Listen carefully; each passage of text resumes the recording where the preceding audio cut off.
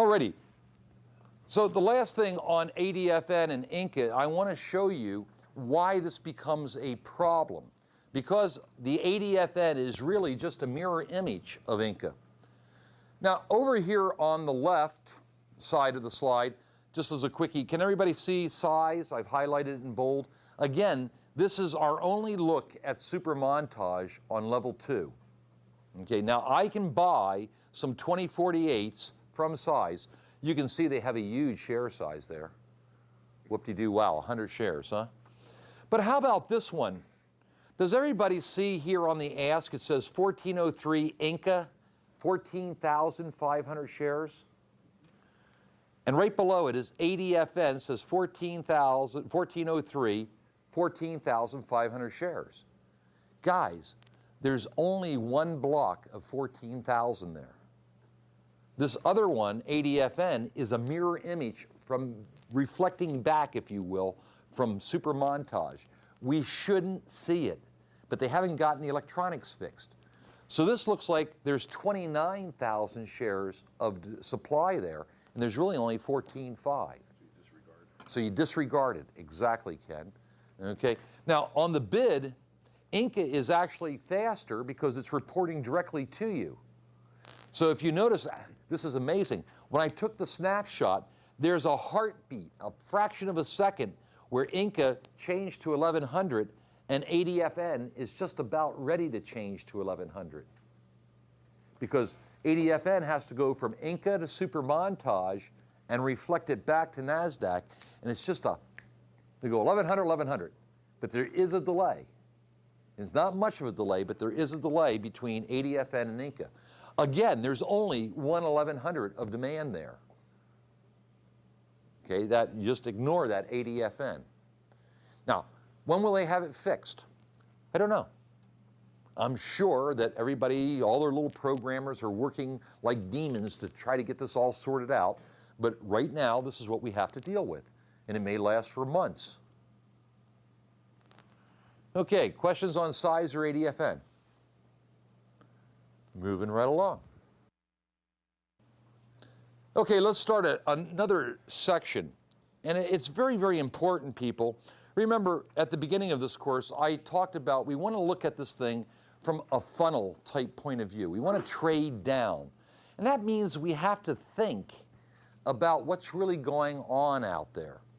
The market, what runs the market? Well, we're a melting pot of all sorts of different expectations and fulfillments. As you can see the laundry list up here, there's mutual funds and there's hedge funds, there's small investors and there's day traders and professional traders and market makers and companies and these people, the federal government puts out economic reports. All of these things have an influence on where the price of any given stock is going to go.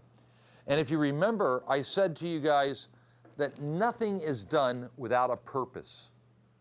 Everything that is said or not said has some sort of an angle to it.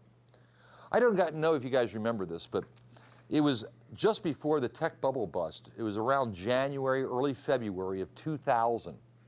Okay, Steve Ballmer, who is the chief executive officer for Microsoft, was being interviewed on CNBC. Now, would everybody here agree that if you were the CEO of Microsoft, that you're probably a pretty sharp cat? You would think that Bill Gates would probably hire the best, huh? Well, Steve Ballmer came on CNBC and they asked him the question, what do you think about the valuation of Microsoft in the tech sector? And Steve Ballmer looked at the camera and said, I think Microsoft is overvalued. And in fact, I think the entire tech sector is overvalued. What do you think happened to Microsoft in the tech sector that day? Boom, straight down.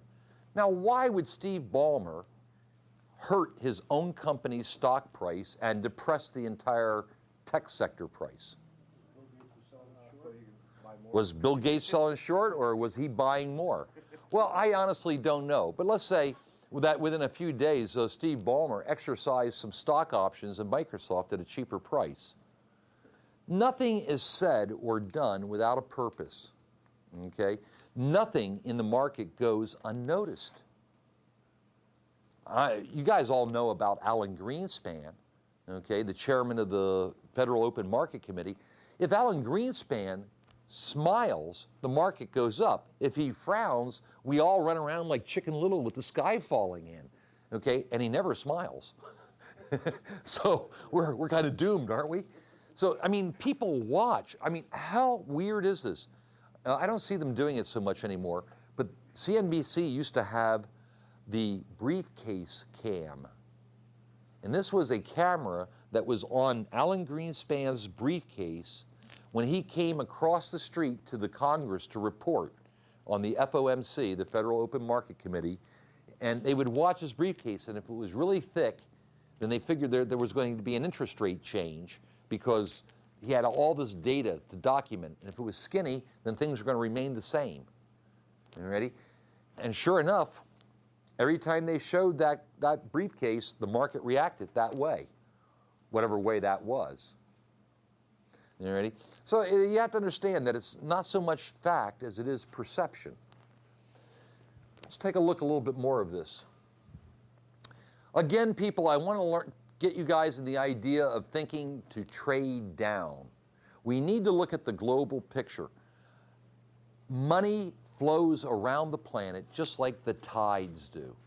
Does everybody understand how high tides work? The sun and the moon's gravitational force literally sucks the water to one section of the planet. Where the gravity pulls the water, that's high tide, and where it flows from is low tide. And as the Earth and the moon and the sun go around each other, those spots change and the water flows around the planet, okay, in highs or low tides. Money flows around the planet. Money flows out of the United States and perhaps into Europe, where it flows out of Japan and into the United States. Wherever the money flows, that's going to be a high tide for that country's market. Now, who are our two biggest trading partners? Well, number one is Japan, and number two is actually Germany, but we'll say the Economic Cooperative Union, the ECU, so those are our two biggest trading partners. So if we see money draining out of the United States, where's it going? If money is going out of the United States and into Europe, we'd see the euro rise in value, and Germany and England and France, those guys, their markets would be going up. What would our market be doing? Going down, absolutely. Okay? If all of a sudden Japan starts to come out of the doldrums and their economy picks up, money will drain out of Europe and into Japan. And the Japanese Nikkei will start to go up, and the FTSE and the DAX and the other ones will go down. That money may rotate out of Japan and into the United States. Now, guys, I know I'm going to be a short-term, minute-to-minute trader. I don't need to know this stuff. Yes, you do. You don't have to watch it minute-to-minute, though. You just have to be aware of where the economic forces are. This is not something every day you get up and go, oh, has the US dollar fallen 2 pips? You know, has the Nikkei gone up 0.1%? No. You do have to be aware where the general trend is, because the first and biggest decision you have to make is, am I going to go long or am I going to go short? Okay? Am I going to go up in an up market or am I going to go down in a down market? And to be wrong is to be completely out of sync. You've all heard the old cliche, let the trend be your friend. Okay? You want to go with the trend. So we need to look up here and start with global economics, how that affects our markets, how that affects the sectors, and finally, how is that affecting our favorite stocks? Okay? And we're only going to be trading a handful, so you'll be able to remember the data for them. Okay, who is the most powerful man in the world? Okay, well, I don't know if he's the most powerful man, but he certainly is the most influential in United States economics, is he not? Do you guys understand what Alan Greenspan does? He is the chairman of the Federal Open Market Committee. He determines what the price of borrowing money is. He does this by controlling interest rates. If he raises interest rates, money becomes more expensive to borrow. If he lowers interest rates, there's cheap money and companies can borrow more cheaply to build bigger and better manufacturing centers or whatever else they might need. Our problem in a recession is what? Money is cheap, but nobody wants to borrow. So sometimes it works and sometimes it doesn't. Now, I don't want to get into complete economics here, but if you're really going to run a country, you really need to have two policies. You need to have a fiscal policy and a monetary policy. Alan Greenspan controls the monetary policy. How much does money cost to borrow? A fiscal policy, under somebody like Keynesian economics, we're not really allowed to have because we have a two-party political system. And Keynes said what? When things are really robust and wonderful, you should siphon money off for a rainy day.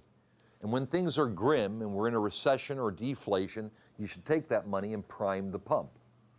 Well, depending on who you belong to, the Republicans or Democrats, one doesn't like either situation. The Republicans don't want you to skim it off, the Democrats don't want you to pump it in, or vice versa. I always get it backwards. So the United States only has a monetary policy. So we have these waves in it, these ups and downs. And it's Alan's job, okay, to try to smooth those waves out. Some people make the case that sometimes he's heavy-handed and our recessions are started by putting on the brakes too much and all that. Guys, what caused our recession? We became too good at what we did. We made too many cars, too many airplanes, too many cell phones, too many hotel rooms. We over-capacitated everything. There's just no pricing pressure out there. It's hard to raise the price of a Chevy right now, okay? There's just too many Chevys. There's too much supply. Next level to our look at the top-down theory is through economic indication, okay? And even us day traders, I walked in this morning and we were talking. I said, wow, looks like we're going to have a really down day. The NASDAQ futures were down. The Dow futures were down. The S&Ps had broken 1,100. And, well, that's one kind of indication. Another one is economic indicators. What are they? Well, there are different reports on the state of the economy's health. And they're put out by a variety of people, industry, universities, certainly the feds, the Department of Commerce, Labor, the Federal Reserve, and a couple of others. They put out these reports and tell us, are we inflating? Do we have stagflation, disinflation? Are we recessive? Is our GDP growing? Is our consumer price index going up, the producer price index? We can find this information on virtually any financial website. In your books, we've given you a real good list of top quality financial websites. You need to spend some time with them. We'll talk about a few and go visit some. But virtually, if you go to yahoofinance.com, you will find economic calendars. If you go to smartmoney.com or cnbc.com, you will find these informations, these sheets. Most of the information is reported by 10 a.m. Eastern Standard Time. Most of it comes out at 8:30 Eastern Standard Time. So depending on where you live, out here on the West Coast where headquarters is, we have to get up by 5:30 to hear it. Dark 30 in the morning, okay? People living on the East Coast, they're usually up by 8:30, so they get to hear it at, real people's hours. On the other hand, we're done by 1, so I don't know. I think West Coast has the best trading time. The most important thing is what? To anticipate, people. You don't want to get up with a plan in your mind only to find that your economic indicators blow it out of the water. You've got to look and know what they're going to report tomorrow, and we always come to the market with two plans. A plan if it goes up and a plan if it goes down. I like to think of it as a two-gunned gunfighter. I have a long gun and I have a short gun. And I come to the gunfight, to the market, and I look it over. And I go, oh, today's a short day, and I pull out my short gun. Okay, or today's a long day, and I pull out my long gun. But I always have both pistols armed, oiled, cleaned, and full of ammo, huh? You never come to the market unprepared. So we have to anticipate. Now, it's really neat because we can go out to a website, and we'll do that in just a moment, and look at some of these. We need to know what's coming for the week and certainly for the day. Tomorrow, what's being announced? Well, I'll go out and show you here in just a second. We trade what happens, not what we think will happen. Do you have a crystal ball? Do you have some sort of a special secret insider that tells you which way the market's going to go? Don't do this, people. Remember, we talked about the trading secrets. The first one was patience. Let's wait and let the market tell us what to do. Aha, I think it's going to go up, but I brought Bro's gun. Oh my God, it's going down. Pull out the short gun. Okay. Oh no, I have to run back to the ranch. I forgot the bullets for my short gun. No, you can't do that. You got to come to the market prepared. You ready? Be careful about trading before any important announcement. I said most of this stuff comes out by 10 a.m. Some of it comes out at 2:15 East Coast time. Some of it comes out at 3 o'clock East Coast time, just an hour before the market closes. Well, Mike, what am I supposed to do? Am I supposed to wait all day? No. But as the time approaches, do you want to move a little closer to your platform and put your fingers on the keyboard? Do you want to put a mechanical stop in if you have to leave the keyboard? Sure, people. Let me ask you, do you have house insurance? Uh-huh. Do you have health insurance? Uh-huh. Car insurance? Uh-huh. Disability insurance? Unemployment insurance? Yeah, all these insurances. If you leave the platform, people, you got to buy stock insurance. And that means you have to place a mechanical stop. Okay? I bought it at 10. I went out by 9:78. Type that in, hit the sell button, put a conditional order. If it gets down to 9:78, it blows you out. Now you can go to work, you can go buy a quart of milk, you can go play racquetball. Worst that's going to happen, it's going to cost you what, 22 cents? That's how you do it. If you're there at the platform, you don't have to set the mechanical. You still use it, don't you? You set a mental stop and you honor that stop. When it gets to 9:78, you push that button to close. You don't think about it, you don't wait, you don't hesitate, you do it. That's where you guys have been going wrong. I'm going to train you better. You ready? So be careful before an important announcement. Don't be opening a position 5 minutes to 10 if there's a major report at 10 o'clock. Open it at 2 minutes after 10. Let's see what the market does. I've seen Alan Greenspan cut interest rates and the market go up.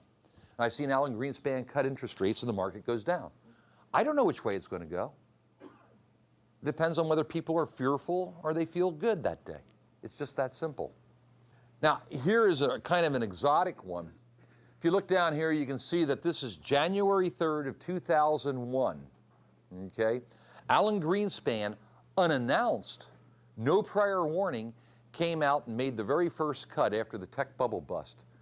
And he says, I'm reducing the interest rates by 50 basis points, a half a percentage. What time did he make that announcement? A little after 1? Look at what the markets did. Boom, the Dow Jones went up, what? 400 points. Boom, the NASDAQ went up, what? 250 points.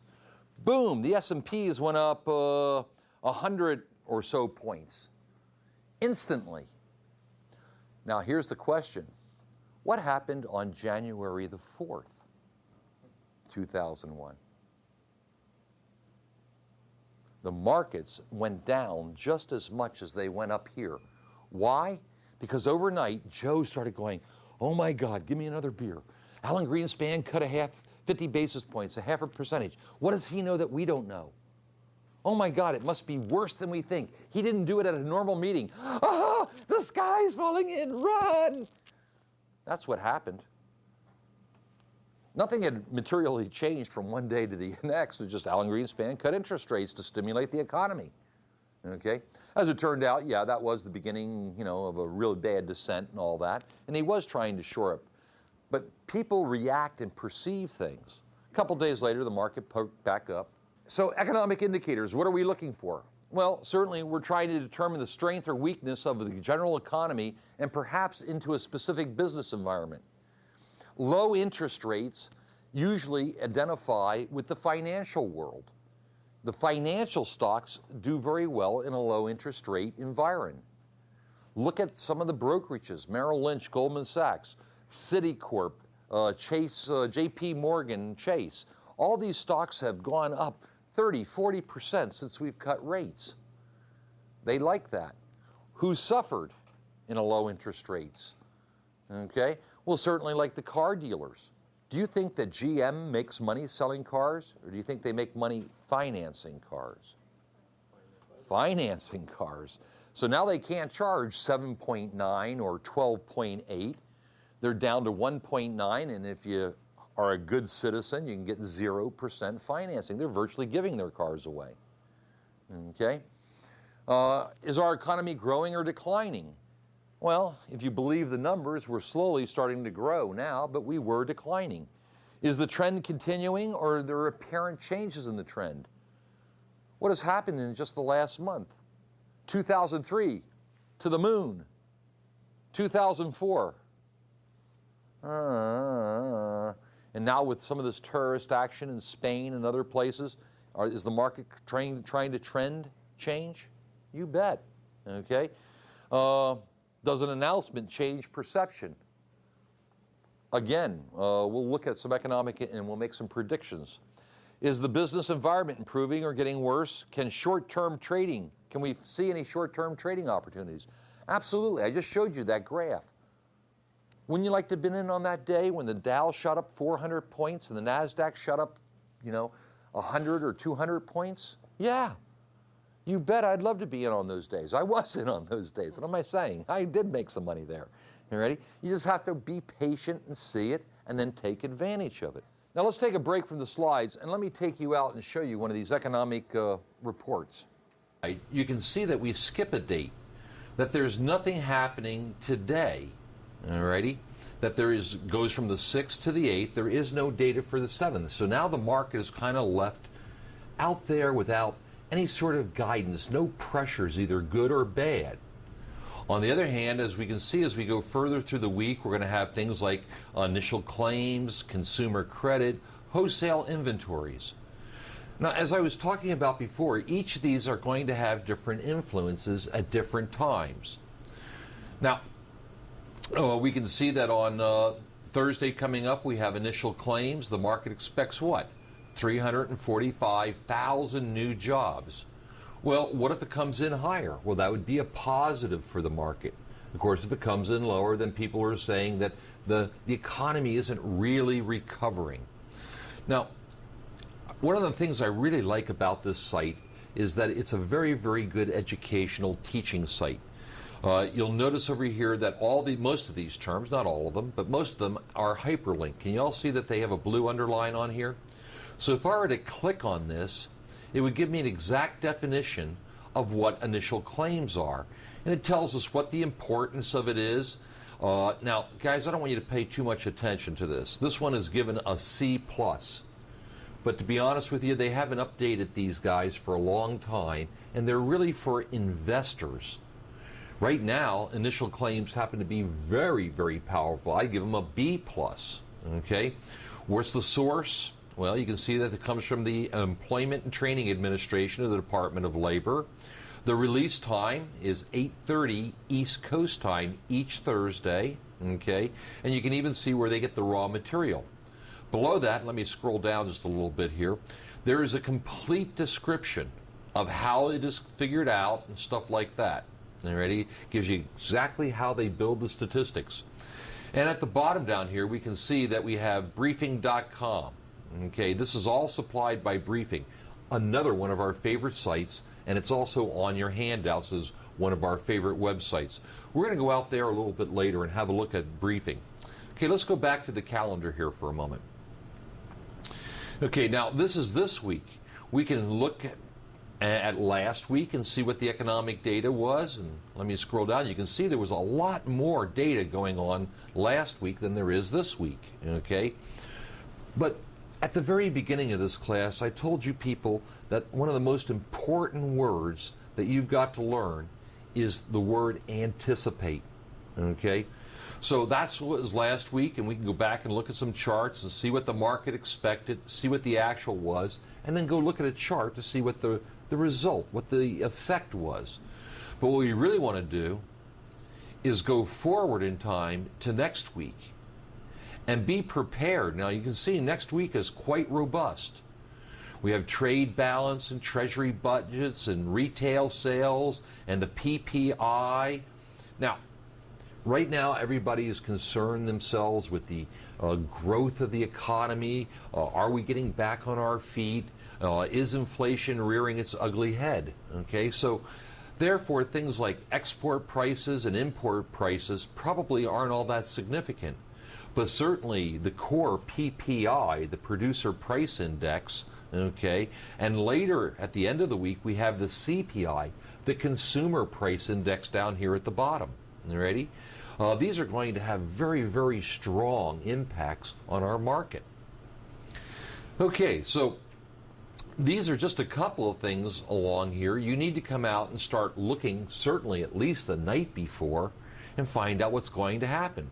We see that here on Monday, we're going to have our trade balance, and we're going to have late in the day the Treasury budget.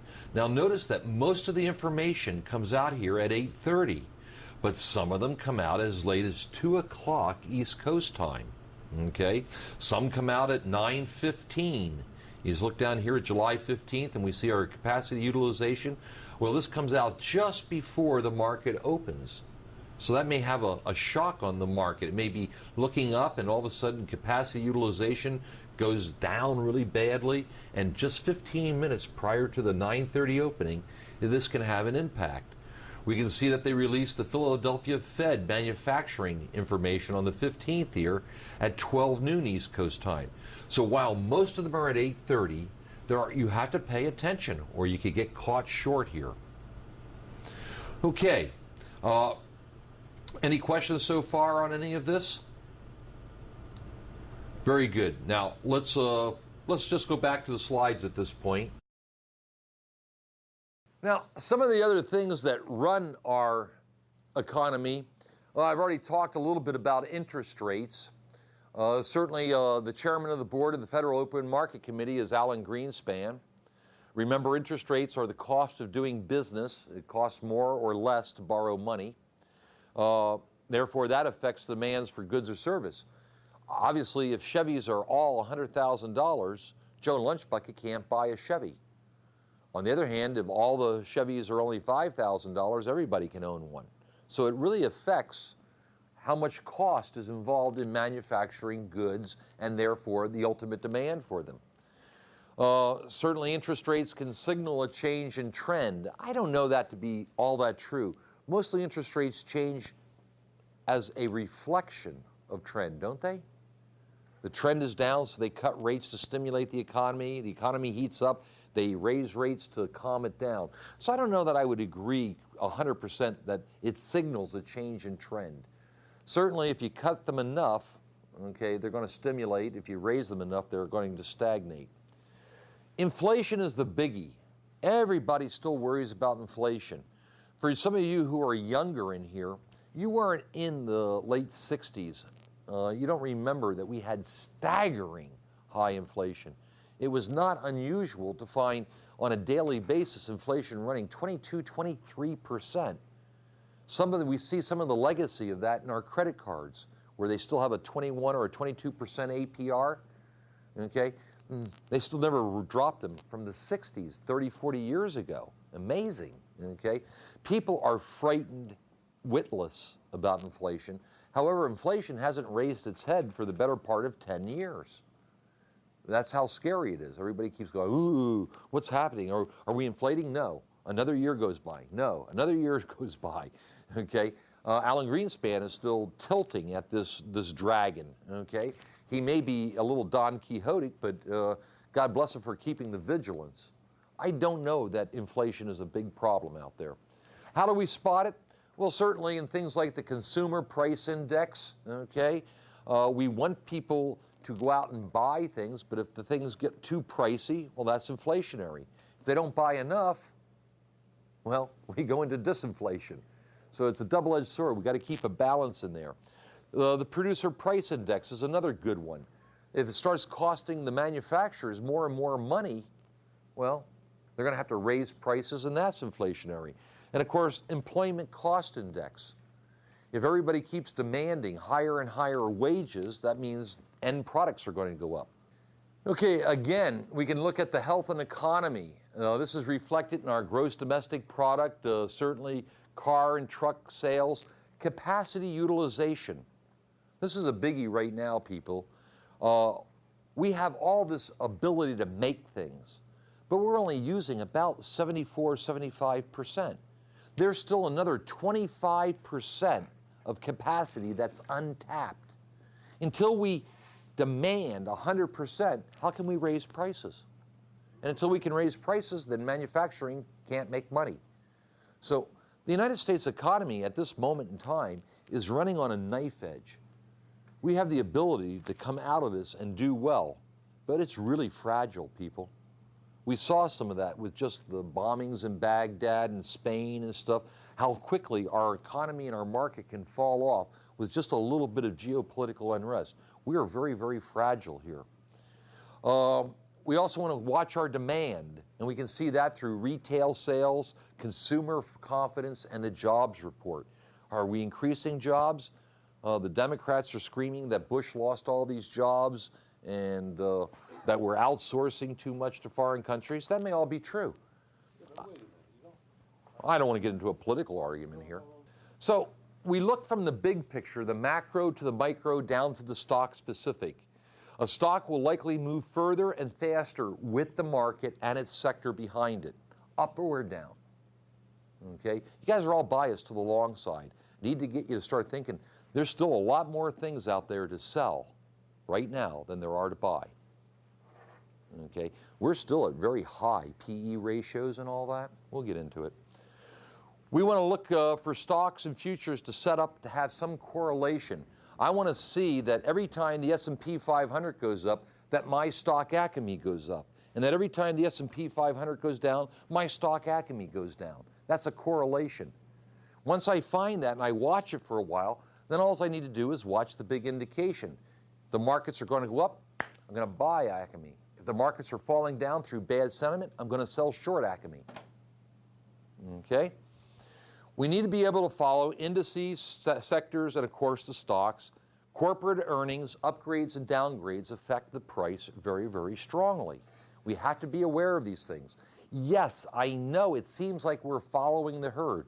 Remember I told you we have to be apart from the herd, but we can do one of three things. Get entirely away from it, we can let it get in front of us and let weak things fall out, or we can move alongside the herd and nip at its flanks using its own information against it, okay? Well, Mike, aren't we going with the herd if we're going in the same direction?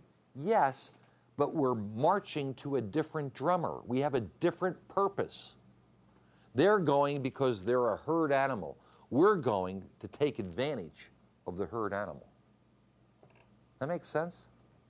Just because we're going in the same direction doesn't mean we're going with the herd. On the price cycle. Now, once again, I'm drawing this horizontally. Could the price be going up? Could the price be going down? The price could be going sideways, okay? So we know that we have a support line here, okay, and we have a resistance line. We know the general rule is buy near support and sell near resistance. But where do we do it on the cycle? Okay, well, good morning, Julio. If the price is going down, we know that there are more sellers than there are buyers, okay? And if price is going up, we know that there's more buyers than there are sellers. So where do we want to buy, okay? Well, if this is, and I'll put this in here, this is $30, okay, same example we used yesterday. If I want to buy near support, then I want to buy it somewhere around 30.05. Is that near support? You want to say 30.03? Okay, I don't care. But here's 30.03, right here on this dotted line, okay? Now, we have two choices of buying, don't we? We can buy it here on the downstroke, or we can wait and see it bounce off the support, which has more confirmation in it, and therefore less risk. You with me? Okay. Now remember that you cannot have more reward without accepting more risk. Keep that in mind. Alrighty. So where would we really like to buy? If we're buyers, who do we need, Jim? Sellers. Okay, where are the sellers? Which side? On the left side. Okay, so if we buy here, are we taking more risk? Because we don't have confirmation. Right. But we're going to get more reward because we're going to be filled every time. Oh, I see. Okay. Okay? If we buy over here, we're not going to get filled as often, but we're taking less risk. How much extra risk am I taking? Well, I'm taking this much extra risk because this price could go through, and then I would have to use my stop loss to get me out down here. And then I didn't make my profit and I took a small loser. Am I allowed to take small losers? Yeah. I look forward to them, okay? Because I know that the more small losers, the closer I am to making a right choice, okay? What are the probability?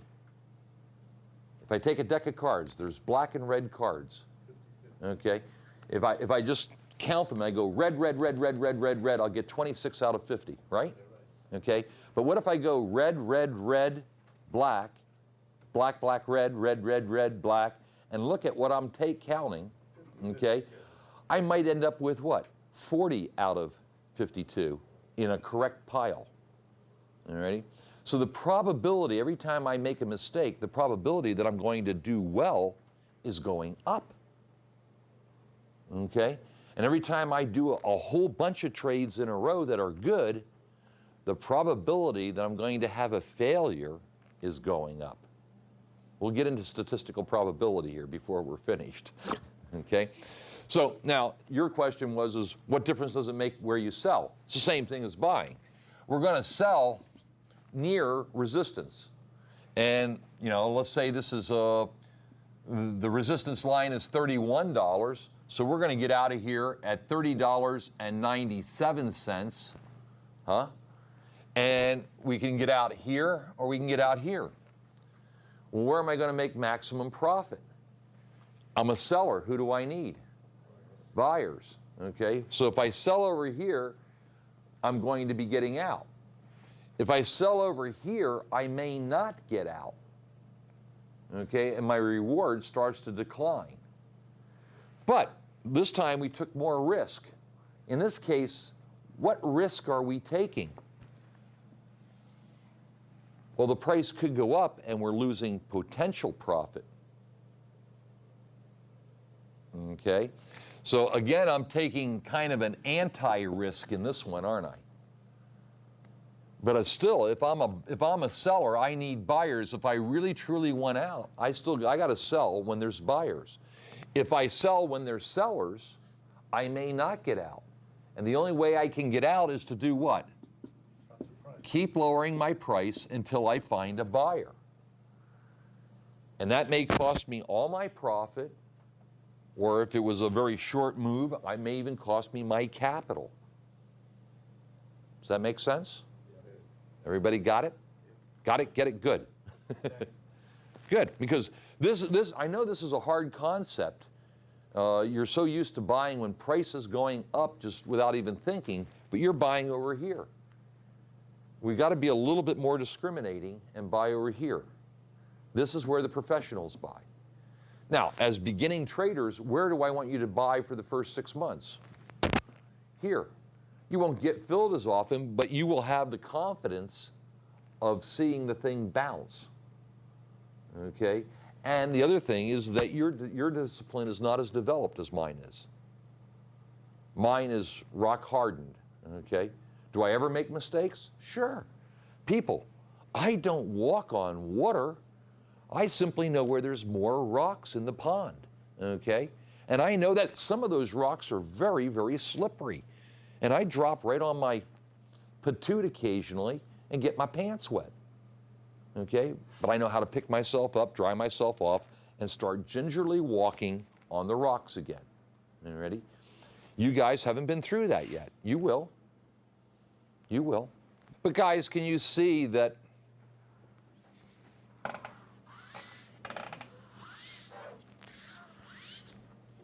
that those cycles that I just drew up here are right there. But there's also internal cycles. Okay? Somewhere in here, this thing is doing this inside this candle. Okay? There are cycles within cycles within cycles.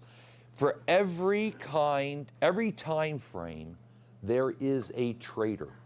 There are traders called scalpers who trade on a 1 second or a 2 second basis. They're in, they're out. They're in, they're out. They're in, they're out.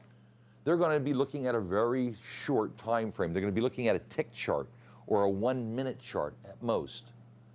There are people who trade every 5 seconds, every 10 seconds, every 30 seconds, every minute, every 2 minutes, every 5 minutes, every 10 minutes, every 15 minutes, every half hour, every 2 hours, every 5 hours, every day, every 2 days, every 5 days. Do you understand what I'm saying? I don't want to give you the entire litany, but for every time frame, there's somebody thinks they see where they are on that cycle. Okay? And if they can see where they are on their cycle, perceived, unreal, imaginary, they can put a plan to work. And their point of view is perfectly valid. I can't see it. You may see it. You may not see it. I'll show you something up here and you go, I don't see that, Mike. That's okay. People, the human range of light, the ability to see light, is about this wide in a spectrum about this far. There is a tremendous amount of radiation out there that we could perceive, and we can do it through instrumentation. Infrared seekers, ultraviolet readers, but you and I can only see this much. And Al says that he can't even see this much. He has a little color blindness. He's missing some of it. It gets even narrower for him. Okay? What then of looking at something complex like the market? We only see this much, and we may only perceive this much. Maybe. Blinders often help. Okay? Blinders often help. Now, I'm going to say something that will probably get you guys all up in arms here. Okay? People, you cannot make money in the market. Okay? You can't make the market do anything. You cannot make money in the market. Money is not made, it is received. There are times that through one kind of analysis or another, whether it's looking at level 2 in the prints, whether it's drawing a chart, whether it's looking at fundamental information, you will see an opportunity to step up to the market and hold out your bowl, and they will fill it with money. And then you will step back and you will be thankful and humble. And then you will look around for another opportunity to come to the trough and put your hands out. You cannot make the market give you money. All you can do is spot opportunity. Okay? And know that the bowl's overflowing, that you can't stay there too long, because not only do they fill it, but a little further down the line, they take it out of the bowl. Okay? So you got to know when to step up, and you got to know when to step back. Put the money in your pocket, empty your bowl, and then watch the line go by. Okay? And then you step up and you go, oh, thank you. And put the money in your pocket, and you step up and you go, thank you. Boy, that's an awful, where'd it go? They took my money. It wasn't your money, it was their money. Okay? It was there for an instant and then it was gone. Oh, okay, well, now I have to reach in my pocket and I'll put some money in the bowl, okay, and lure them back, okay? This is what has to go on, okay? And hopefully you don't put too much money in there to lure them with. You're going to look for opportunities in the market. Everybody with me? Yep. Okay. Now let's go to the platform, and I'll explain a little bit about the platform. I'm going to take us out here to the platform right now. As long as the market's open, we might as well have a little fun. We'll take a break from the slides here. Now, this is just one of the platforms you guys will be exposed to. And every day the market's open, I want to give you an opportunity to see the platforms, work with them, and of course we will be trading live, but we got a little bit more foundational material to do before we can put you guys onto them. Let's have just a quick look around this platform. Up here in the upper left-hand corner, we have a chart of the stock. Now right now I have it defaulted to a 1 minute and 2 days. You can see the 2 dates up here, alrighty? And it's on a 1 minute. So every one of these candles is 1 minute long. Now, there's different time frames for all traders. Some people like to trade very fast, some are going to trade slower, some are going to hold positions even for days, maybe even weeks. So we have to find out where you guys are. But we're all going to start at the same spot, where all the platforms, when you get on them, will open up with a 2-day, 1 minute chart on them. Alrighty? Now I'm going to show you later how to draw all the lines on it and explain to you carefully. But here we have a shot of General Electric up here. And you can see all of yesterday and today. And you can see that General Electric has been somewhat on a little bit of an uptrend. Now, don't ask me all the questions. I'm just going to do this real quick. I can go over here and choose a trend line. Okay, and if I click on that, then my cursor becomes a little pencil. And I can draw a line up and through here to show you guys how much of an uptrend we're on. And of course you can do all sorts of things. We can see all our different icons over here. We have a zoom in button. If I just want to look at the last couple candles, we can do that. Now understand that virtually all the platforms are identical. Each one has its own bells and whistles. Each one thinks it's cooler. But in reality, they all have a buy, a sell, and a sell short button on them. Okay, so don't get too excited about all this. There's no really one platform that has everything everybody wants. Okay, now as I said, we're looking at GE up here. We can change the stock symbol a number of ways. I can highlight it with my cursor up here and then type in something, perhaps Cisco. And now it becomes a chart of Cisco. Alrighty? And you can see that Cisco is not as faring as well as GE is. Alrighty? A little bit of up today, but it's starting to roll over here at the end. Okay, and right below that we have our volume bars. This is what we call volume plus. So green bars are accumulation and would be associated with green candles. Red bars, like over here on the right, would be distribution and associated with red candles. Now just for a quick second, I'm going to blow this chart up to full size so you can see it. And you can see how much easier it is to look at. Alrighty?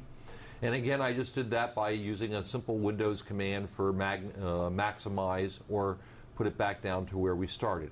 And here we go. We're going to restore it down. We can see Cisco is dropping off very, very quickly here. Okay, now just below this chart, we have another chart. Okay, and this one happens to be of the S&P E-mini futures. Okay, we talked a little bit about futures earlier today about how we see some correlation. Now you can see that compared to Cisco at the top, that there's a little bit of correlation, but you can see how much more, what would you call it, ragged the S&Ps are compared to Cisco. Okay, so there's a lot of chop in the market today, and we've lost some of our correlation with our futures. We'll take a look around. Again, I can change this one over here. Perhaps we want to look at the composite, the NASDAQ composite. So we use this as our index chart. Oops, that came off screen a little bit. Let's pull that back up. Now again, you can see, again compared to Cisco, the composite is much more radical, much more choppy today. Let me do a little sizing here. Now one of the things that's very, very important is that you have basically the same apples to apples. You want to be looking at the same shape and size of charts when you do any comparisons. Okay, everybody with me so far? Very, very good. Alrighty, now if we move to the top center, let me highlight it for you. I'll click on it and you'll see the banner get dark blue up there. This is our level 2 box or market maker box. In the top section, again, we have our symbol, and we've talked about all these different terminologies, our last price, our change for the day, bid, the volume, high, low, all that. That's level 1 information. Okay? On this particular platform, it tells us whether this stock is shortable, and we'll get into exact rules and regulations on shorting later. We also have an uptick, downtick arrow, which happens to be pointing down, a big red arrow here saying that we cannot do certain things under the rules of shorting right now. Okay, right below that we have our 3 tabs. We have the level 2 book, which is highlighted. Right next door is news. If I click on that, it will give me news that is specific to Cisco. And here we can see a variety of different timelines and dates, okay, so that we can go back and find out why is Cisco doing so well when the composite and the S&Ps are falling off right at the moment. Okay, and then the final tab over here is fundamental information. And this gives us things like our PE ratios, our average daily volume on here. As you can see, Cisco says about 51.7 million average daily volume. Okay, now you got to be careful. You need to know why and how long they are measuring this average daily volume. That may not be the average daily volume over the last 10 days. It may be over the last 3 months or even the last year. Okay, so changes in Cisco may be reflected differently. I encourage you guys to do your own work. I actually just keep an Excel spreadsheet and I put in the daily volume each day and divide it by 20. I use a 20 trading day average daily volume for me. Okay, that's the way I like it. Of course, we have the highs, the lows over here, what industries, it's all that. Okay, now let's go back out here to the level 2 book. Now right below that, they have what they call a heat map. And this tells us how many shares are at any given price levels. Now don't look at the big yellow blocks. You can see that. That's right here. And we can see we have very large size to buy, 27,000, 43,000 on the bid. But on the ask, we also have some pretty good size here. So this thing is kind of jigging back and forth. If I were to stretch this box out just a little bit, you can see that this yellow block on the heat map is bigger than that yellow block, and things have just changed. We now have a locked market. You see it was 55 by 55. Now it's reverted to 55 by 56. Again, we can see that there's an awful lot of players on here, but the 2 heat maps tell us that the share size is fairly much equal right now. Now this is dynamic. It's hard to talk about it because it constantly moves back and forth. But what did I tell you? A stock only has 2 possible futures. It can go up or it can go down. So I want to know is how far can it go down to? And if we look at this heat map over here on the left on the bid side, you see the kind of a reddish brick red block is kind of big compared to the one over here. Well, I've got this scrolled down enough. Let's go just a little further. You can see why that red block is so big because there's so many players in it. Okay, and some of them have some fair share size. We see GVRC here with 1,000 and Schwab with 3,100 and Pershing Trading with 1,000 and Merrill Lynch with 1,000. Okay, so this may not be ultimate support, but it's certainly going to be a minor support line because of the number of players and reasonable share size. Okay, now I'll scroll back up here to the top. Again, we can see that there's a tremendous amount of demand and limited amount of supply. And the prints were just going green. Now they're being intersected by a few 54s, and they go back to the greens. This starts to give you an idea of where you are in that cycle, that price humping and troughing that we talked about earlier. Okay? Now, we've already done this, but if we scroll all the way to the bottom, we can see all the players down there. When we talked about the market makers, we can see over here we have somebody who is this AXCS bidding a penny, and here is SEAB offering $51. And right above it, there's that AXCS again. Now remember, these guys aren't really trying to be competitive. What they're trying to do is match that legal requirement that they must be bidding to buy and offering to sell at all times. Perhaps they don't want to trade it today, but they want to trade it tomorrow. But they have to be here today. Does everybody follow that? Very good. Okay. So, again, these guys down here really aren't trying to be competitive. It's just the way of things. Now I'll scroll back up to the top up here. And I'll shorten the box back up a bit. Now right below the level 2, okay, is our execution platform. And as you can see, we have it defaulted right now to trade 100 shares of Cisco at market, and therefore the price box is grayed out because we're at market. We'll say we'll accept whatever the market will give us. Okay, we can change that to limit. We're going to look at some of these other ones, stops and trailing stops, and how to do some fancy stuff. Okay, the next line down here gives us some other discretionary type trading. We'll talk about the reserve system, how, for instance, what if we had a 10,000 share position, but we didn't want to put it up for sale all at once because it might scare the market down. Well, I could display maybe just 1,000 shares and then say sell. It would sell 1,000 10 times. Okay, so it only show 1,000 up here instead of showing that huge supply of 10,000 all at once. Okay, then we have our routes. Now, we haven't really gone into routing. We'll talk a little bit more, but every platform has a smart route. This is an algorithm that will generally hunt the market first off by best price, then by fastest execution, then by cost of a transaction to you, and hopefully maybe even quality of fill. Okay, on this one it's called DART, but they're called Trade Scout or Cyber Exchange or any of the number of people we deal with. Each one of them do have an automatic transmission. But if we want to shift for ourselves, we do have the ability to go down and select our own route. Now, you can see up here, we got CIN at 2250 offering 3,800. Well, it's now 400. Got to watch quick, okay? Here we are at CIN again at the 51s offering 39. So if I wanted to buy some 51s, I could go down here and CIN is still island, huh? And we could hit the island, and then I would be talking strictly to island, okay?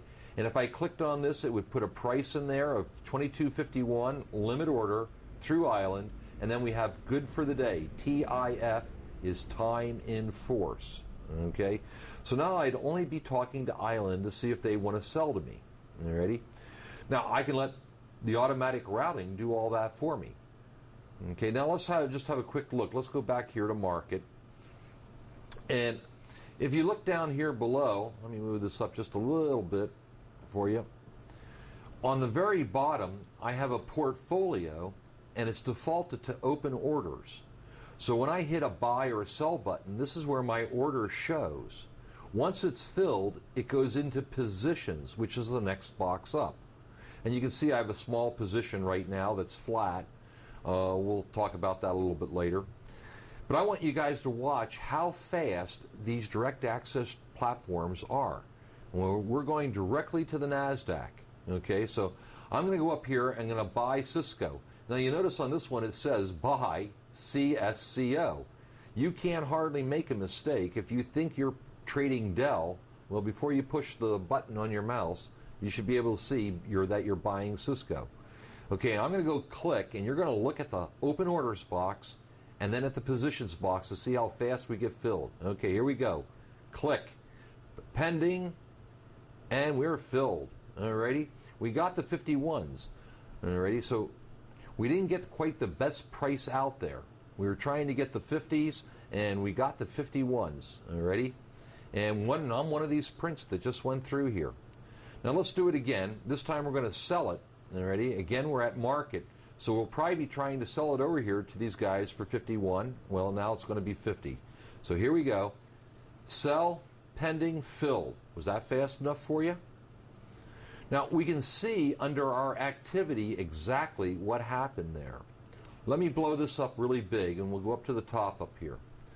So we can see that at 1540.34 on this ID number, I bought 100 shares of Cisco at a price of $22.51, and they filled me through ARCA. You see that? They tell me exactly who my contra was. We went to sell it at market. We were trying to get out at $22.50, but we actually got price improved. Alrighty? We got out at $22.51, and this time Island filled me. We can also go over here to the trade journal, and this shows us every keystroke we made when it was submitted, how it was routed, and when it was finally executed, second by second. And you can see on that first one, I submitted it at 32, I got filled, okay, at 34. So it took 2 seconds to get in. Alrighty? On this one, I sold it at the 01, and I got executed at the 01. So it took less than a second to get out in this particular case. Okay, let's go back to our positions and back to the level 2. Okay, so we also have all our money down here, our buying power, any profits and losses we've made for the day. We haven't made any yet, and commissions and all that. No, it's not a net perfect guy. Thanks. The balances do not include things like SEC fees and stuff, so it's very close.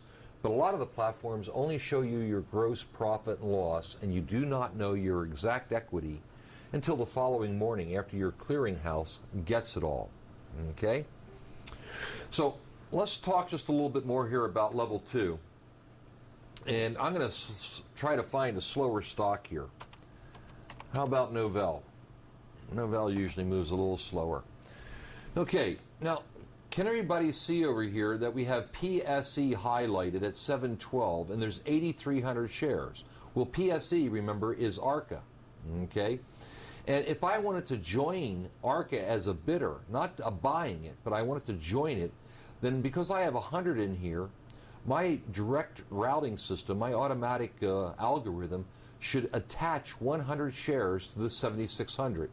Now, I'm not going to do it until things settle down here so we can get it real clean for you guys. But I want to show you guys me in the market. Okay? Okay. So it's 3,300. I hit the buy. I'm bidding to buy. This should turn to 3,400. Oh, we got the fill. Rats. It was a little too fast for us. Well, that's because we were at market. I forgot to click on it. Okay. Well, let's do it the other way. We're going to sell it now. We're going to sell it at 714 through Island, which shows 900. So when I hit the sell, that should turn to what? Yeah, 1,000. Okay, well now it's 15. Let's try it again. Okay, so you see the 5,500. I'm going to hit the, now it's 41. Ready, click, 55, 5,600. Now I'm going to cancel, and it goes back to 55. Everybody see me? You have to look quick now. I can't make this thing stop. Okay, it says 2,400 at 14. Let's go down to 14 here. And if I add to it, okay, it says 24, it should go to 25 right now, 25. Everybody see me in the market? Okay, now somebody else just jumped in there. So there's now 2,600. Now it's starting to hit some of me, and it's getting closer to me, okay? Again, if I cancel that 1,900, it should go to 1,800. Bingo, and it does. So we have the power. Now I can do the same thing with Island. Everybody see Island over here? Let's switch this to Island, and I put in 13, okay, and it says 400. If I hit the bid to buy, oh, now it says 100. If I hit bid to buy, it should turn to 200. There I am. I cancel, and it goes back to 100. Well, actually, we got out. Alrighty. Oh, we got filled. We got filled for 40, or 60, guys. So we got a partial fill in here. Let me show that to you. How do I see that? We go to Activity and blow it up big, and you can see here that we were attempting to buy 100 shares, okay, but we actually ended up getting what? Filled for 60. You ready? So now we have 160. Let's go back to positions. Now, if I wanted to get rid of 160, I'd no longer have a round lot, okay? And if I click on this up or down, it takes me 100 up. So do I have to type it in there manually? Well, I could do that. I could go 160. Oops. I guess if I learned how to type, I'd be in good shape.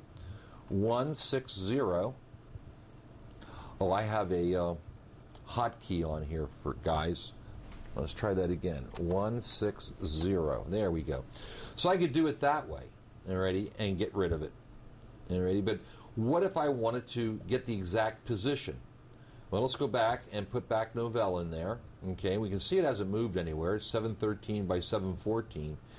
And because I have Novell in there, if I click on P, it'll automatically put my position in there of 160. So now I could sell it at market at the 13s, or I could offer it out at 14. Now what's our average price down here? If we go back to our positions, we see we have Novell, and we're long in this because it's green. If it was short, and I'll show you that in a minute, it would be red. And our average price is 7.1362 because of that partial fill. Okay? So we're actually up 60 cents right at the moment. Yeah, I know. Don't get too excited here. Well, let's put it up for sale, okay? And we'll put it in at the 14s, and you'll see, because I'm using Dart, it'll put it out here on ARCA. So let's sell it, and ARCA says 300, and I hit the sell button now, and I'm part of this 800 here at 14, okay? And we just got filled. So we made some money on that one. Very good. Again, if you want to see, we could go out here to our activity, blow it up, and we can see that we bought this thing. We bought 100 shares for 14, then we bought 60 shares for 13. That was our 160. Then we sold it all, the 160, at a total price of 714. So we made ourselves 60 cents on that. Yahoo! We can all have lunch. Okay. Now, I've shown you a little bit about the portfolios. Oh, I wanted to show you how to do a short sell. Okay. Short selling in direct access is very, very easy, and your platform makes it so. Again, we're going to go through all the rules and regulations that we have to. But to short sell, I need to just simply click on a short sell button. Okay, so I have 714 in here. We see people are bidding to buy, and if I hit the sell short, open and filled. Okay, oh, I forgot to put it back to 100. So we got that 160 back. Again, we don't have a round lot. Now notice how it's in red now. Okay, this tells me I'm short. The other way to tell I'm short is that by the type, over here on the left. Let's go over here to Cisco for just a minute, and I'm going to buy some Cisco at market. And so now we can see that we had a type 1 in this 2000. This is a penny stock. Type 1 is a cash account. Type 2 is a margin long account, and you can see that it says green in here.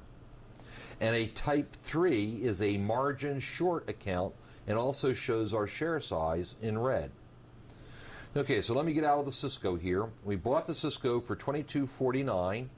It's a lock market, $22.49 by $22.49, so I'm just going to sell it at market. Pending and filled. We're out of that one. Now let me show you another way to update your thing. Let's go back to Novell. I'm going to left click on Novell, and I'm going to hold it down and drag it up to the level 2 box and let go of it. Okay, so now it says up here that we have 160 short, and we're down $1.60 at 17.14. Our average price is 17.14. Okay, why are we losing money? Because the computer assumes that we have to buy it back from the 15s. In this particular case, that's exactly what we're going to do. Now remember, I have 160, so I have to click on P, change this to 160, and because I sold short, I must now buy cover. So let's buy cover, and we'll take our small loser here. Pending, filled. Okay, so that's a little bit about execution. Now, before we run out of market, let's take a little bit more look over here. We have some other things. These are called market views or board views. And for all the information that you want, this one here is set up for indexes. So we can see we have the Dow Jones, we have our tick that we just talked about, our trend we looked at. We have the E-mini futures, the NASDAQ E-mini futures, banking, biotech, the NASDAQ composite, drugs, NASDAQ 100, S&P 100, Philadelphia Semiconductor, S&P 500 cash, and the volatility index. And of course you can see all the different columns in here. These columns, by the way, you can sort by alphabetical, by the greatest change, which one's the biggest or the smallest, okay? You can move your columns. Perhaps I want percent change right here where my cursor is in front of the high of the day. I left click, and just like an Excel spreadsheet, I can drag it over. So now we have change, percent change, and the high and the low together. Yes, we have a lot more columns we can add if you want even more information. A lot of it's duplicative, okay? If I right click and go down here to add columns, I can simply grab something. For instance, if I wanted the open, I can left click and drag it over here and put it behind the range. Now if I make this box a little bigger, there's my open. Okay? Again, if I didn't want the open, I can right click on it and hide that column, and poof, it's gone. So you can customize these any way you guys like them. Now, that's a board view. Now, we do have the ability to link everything in here. So this is indexes, and we know that my bottom left-hand chart is an index chart. So if I click on this, notice that our chart down here in the bottom left updates. Okay, so now we're on the OEX. Let me click on how's the Dow doing. Let's look at the Dow. And we can see the Dow slumped off, it ran up, and it looks like it's had a little bit of a sell-off and is trying to recover. Okay, so this board view is linked to this chart. Now right below that, we have another board view, and I'll bring it out here to the center, that is for stocks. And here we have the symbol, and again, you can make these columns as big or as small as you like. We tend to reduce them down. I know that that's a symbol, and I want to try to save screen space. And then we have the percent change. Well, perhaps we want to move that over so that we have last and then percentage change, okay? Or like we had up top. So these guys can be manipulated. Again, I can add a lot more columns. I could put the bid and the ask in here. But I have level 2. How many times do I need to see the bid and the ask? Now, this one is linked to not only the chart in the upper left, but it's also linked to the level 2 box. So if I click on Apple up here, bingo, the level 2 box changes to Apple, the chart changes to Apple. If I go down here and click on Cisco, bingo, level 2 is Cisco, the chart is Cisco. Everybody got that? Very good. Now let's tuck that away. Okay, now there's a lot more features, people, on this platform, on all platforms. They all do the same things. They may just say it slightly different. On this platform, if we went up to the top left up here, we see the word features. On something else, it might say tools, or it might say options. Here we can see how to build more level 2 boxes. We have alert systems that if Novellus happens to get to a certain price, it would send us an email or make a noise or flash. We can set it up a number of different ways to do that. We have a way to do some stock screening in here. Certainly the common things like symbol lookups, news searches, research items where you can find upgrades and downgrades. Okay, all this can be done. This particular one also happens to have what they call a quick action bar. And a quick action bar is one button trading. Okay, and of course the one I like the most is close out all positions. So if I have a bunch of positions and I hit that, bingo, it buys back all shorts, it sells off all longs simultaneously. So if I'm in a real panic, I have to leave, the house is on fire, whatever, I can just click on that and it would close all my positions. And let's hide that again. And right next to it, we have hotkeys. We can set this thing up. You can see I have F1 set up here to do a sell, 100 shares at market. Why would I have that? Well, that's a 911 key for me, huh? So if I want to get out of a stock really fast, all I have to do is hit F1 and it will sell at market however many shares, in this case 100. I can set this up and I'll show you guys how. I don't want to do it right now. We're running out of market time. So let's close that. Yes, I'm sure I wish to close. Okay. We have program options. Here's why my platform always defaults back to 100 shares at market. I can change this to limits. My price increments on my prices are set at 1 cent. I can set it for 5. It always goes back to DART and always gives me day time and forces good for the day. Okay, but I could change any of this so it always goes back to ARCA or down here to track or whatever. I could change my day to good till canceled or immediate or cancel. These are all different things that we could set up. Now I'm going to leave mine the way it was. Okay. So these are just some things that we have to go through. Now as we go along, you'll become more and more familiar. Okay, any questions so far? Very good.